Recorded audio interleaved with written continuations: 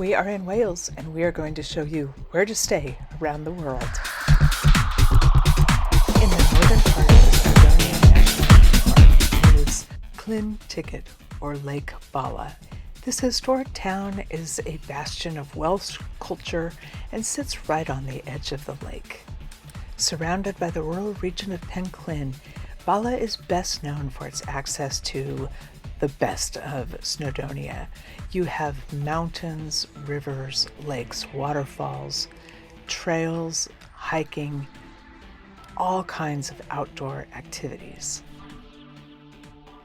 This area is a haven for bird watchers, castle peepers, mountain climbers, bike riders, river runners, and nature lovers. There are trails out the door and views in every direction. We came to Snowdonia for all of those things, but perhaps our biggest surprise was the accommodation in which we stayed. We stayed with Ian and Georgina in their bed and breakfast, the old Workhouse. This is a most historic building, and they provided an incredibly luxurious stay. On this channel, we'll take you on a tour of the home and show you the room we had at the top of the tower. But we have more about Bala on our Eat, Stay, Play channel, and you can meet Ian and learn a little bit more about his fascinating history on our Stories as Souvenirs.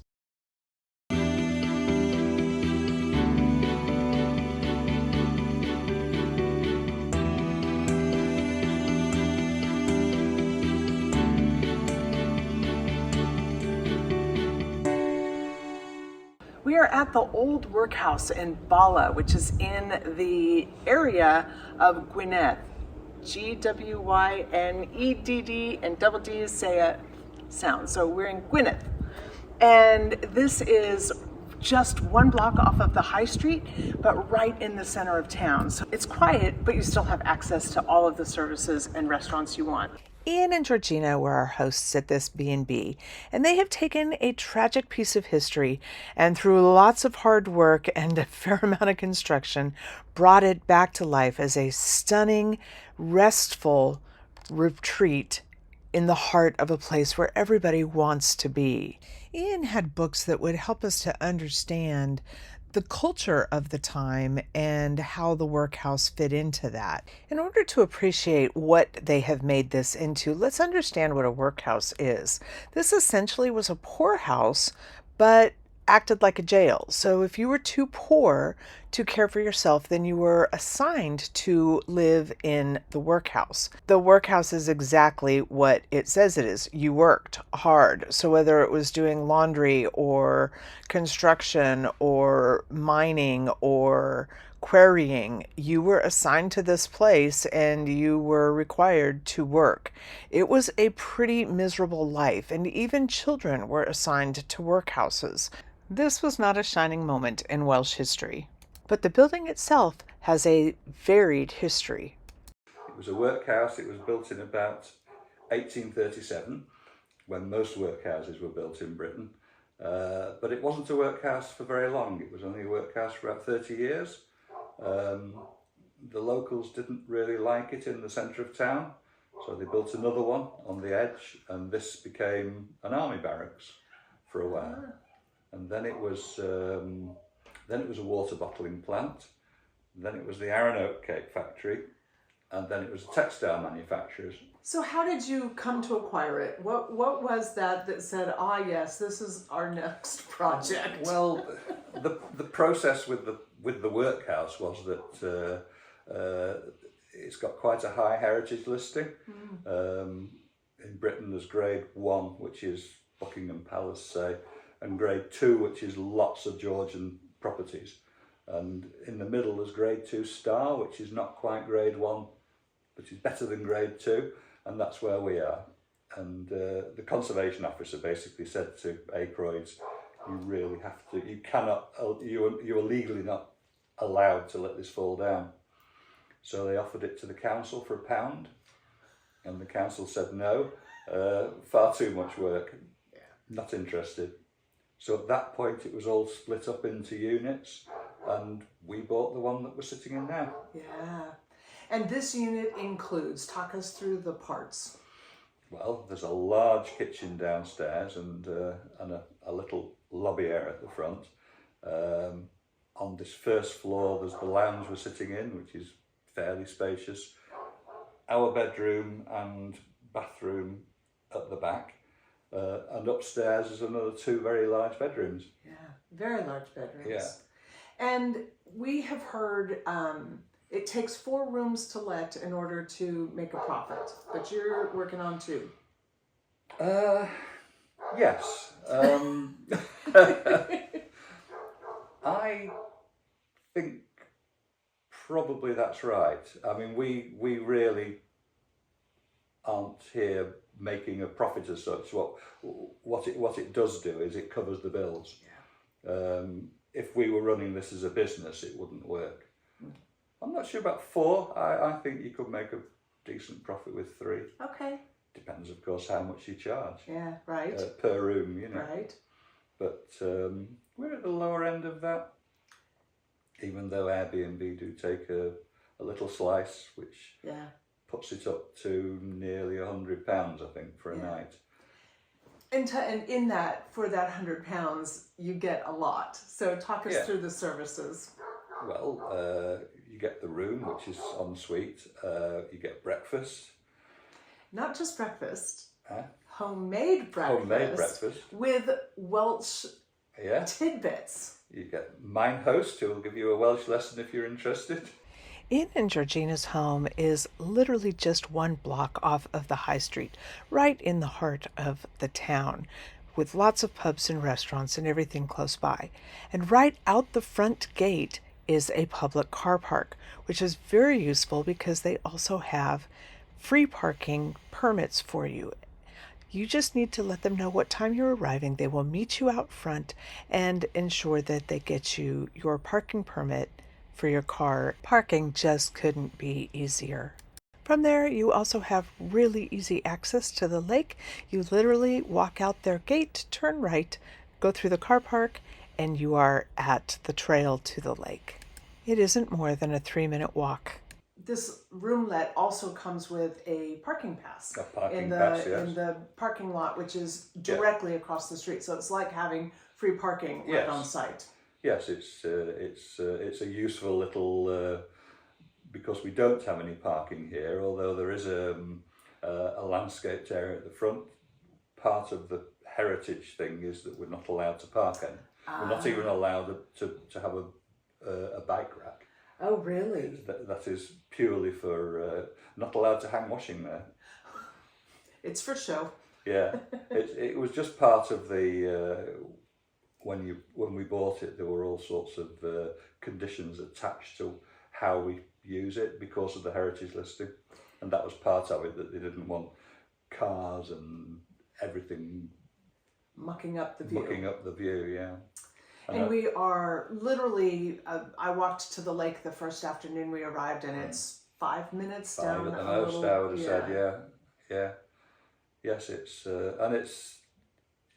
it's a beautiful view when it's nice. When it's not so nice, it isn't such a beautiful view. In its original iteration, I'm sure this gate imposed fear and a sense of desperation. But now it leads you into the beautiful courtyard and into the front door of the home. They have cultivated a really welcoming entrance and thought of all of the details.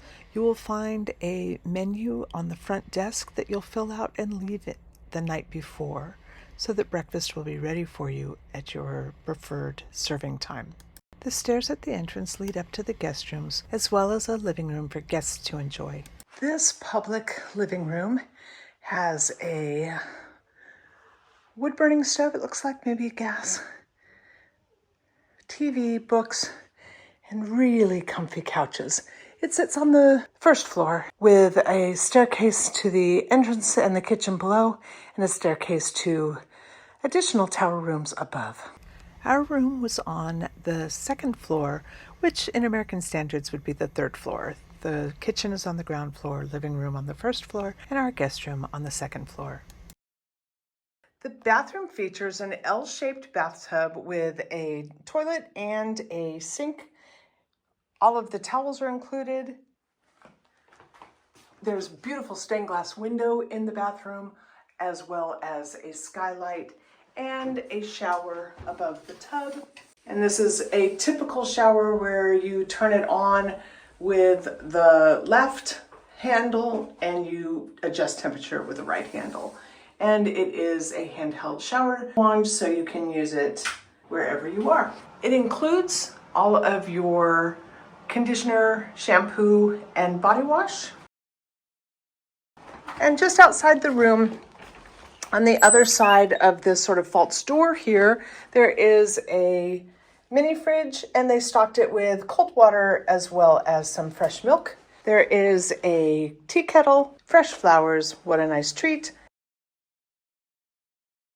as well as a TV. And they left some treats for us, as well as Ian shared a really great book about the history of Victorian workhouses. So my parents always wondered if my lifestyle might lead me to the poorhouse, and here I am. Jonathan has said that our travel would lead us to the poorhouse, and here we are. Tonight's the night. This large chair, very comfortable, and these are the original windows to the original structure. We are in one of the turrets at the front, which would have probably been a guard tower, and there's a beautiful king-size bed, lovely artwork, a mirror, as well as a small table and chair. The architectural features have all been maintained. These ceilings are just fabulous. So we think they've done a really great job retrofitting the space to make it comfortable for guests, but maintaining the historic nature of the building. And you said that the local folk, if you said we're staying at the workhouse, they would say the what? What would they know this as? How would they? If you said Aykroyd's, which is the name of the textile firm, they'd say, "Oh, Aykroyd's, the pajama factory." The pajama factory. Because that's what it used to make, pajamas, and still does. I mean, it's on the little industrial estate. It's still here, but it's not at the workhouse anymore. They left this about 30 years ago, and it was just left to rot basically. When we bought it, it was in a terrible state. How long had it been empty by the time you... About 30 years. And the floors were falling in at the front. At one point you could stand in the lobby and see the roof, see the sky. Straight up to the sky. Yes, it was probably about 10 years from falling down altogether. Yeah. Let's go back to the house, the inn here, and talk us through. So you picked up this piece of property where you could see through to the sky. Yes. How long did it take you to get in the shape that it's in? Because it is lovely. It took us about, I would say, 2.5 years, and we had 2 builders virtually full time. Although you might not have known that really at some points, but we understand it took an owner to be on site as well. Exactly. Yeah, you'd arrive and you think, where have my builders gone? But anyway, 2.5 years, and a lot more work than we expected, a lot more expensive than we expected. Yeah. All the sort of things, if you see television programs and people run out of money, run out of patience, find all sorts of problems, and all those things happened. Yeah. What was probably the biggest hurdle you hit? Run out of money. You could do anything with money. But yeah, we found little bits of wet rot, little bits of dry rot, and you can never tell with old buildings. It's just, until you start actually pulling them apart, you don't really know what you're going to find. And people said, "Didn't you get a structural survey?" And I said, "Well, what's the point to tell me it's a wreck? I know it's a wreck. That's what I bought." Yeah. It's but it did come up with a few things that I hadn't expected. I didn't really realise the roof was going to be quite as bad as it was. Okay. Until we actually got up there, and there were large bits of it missing. And it's got big timber A-frames, which were more or less intact, but all the sort of supplementary beams weren't even touching the sides of the walls. So basically, there's nothing much holding the roof on. There was no support. No, Yeah. no. One big wind and. Oh man. But so the whole roof had to come off, and that was quite a big extra expense because it's quite a big roof. Yeah. And what about pleasant surprises or treasures you found along the way? Nil. You didn't find the gold hoard? No. I think we found one broken bottle. Oh. Because I dug the back out myself and had to go down about 3 feet, and I thought we might find something, but it was a workhouse. Yeah. You know, it wasn't a They castle. didn't have treasure. They didn't bury treasure here. They didn't have any. They might have buried a bowl of gruel, but that's long gone. So I don't know. But no, we found nothing like that. Next door found what looked like some very old winding gear, which might have suggested that it was used as a laundry. Okay. Because we don't really know what went on in the workhouse. What sort of work they were doing. What sort of work they were doing. But that's a possibility, because also there are lots of fireplaces. Mm-hmm. Fireplace Yeah. there, fireplace there, Yeah, that makes sense. 14 feet apart. Uh-huh.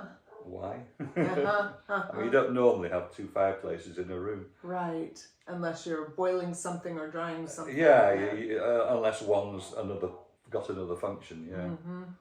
Thanks so much for watching. We've left a link to this property in the description below. We hope we'll see you on our other channels to learn more about Ian and Georgina and to discover more about this tremendous part of Wales.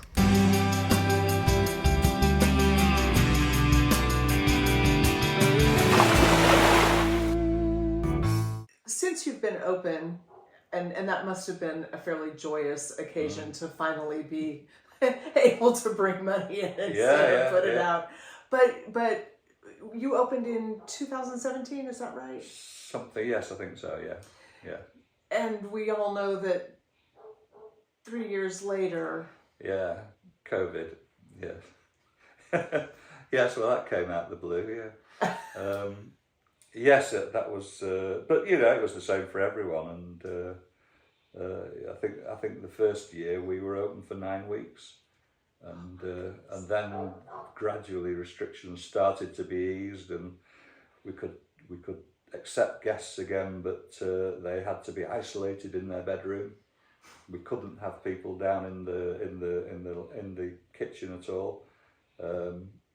And when we first opened, we could only take people from Wales. And you explained there was a little bit of an illogical thinking there. Well, there was, yeah, because in the valleys in Wales, they had the highest incidence of COVID of anywhere in the country.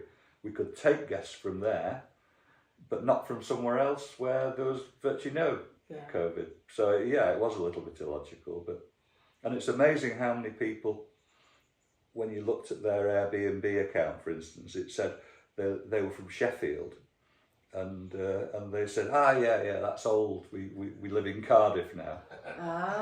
But you know, we just had to take people at the word. We can't really sort of launch an investigation. Where do you actually live? You know. Right. So I think a lot of people did slightly. What's the word? Manipulate the rules. Make them work to their benefit. Yeah. Well, we drove through Cardiff on the way up, you know. Or something like that. Yes, we came from Cardiff. Yeah, we are. We didn't come from Cardiff.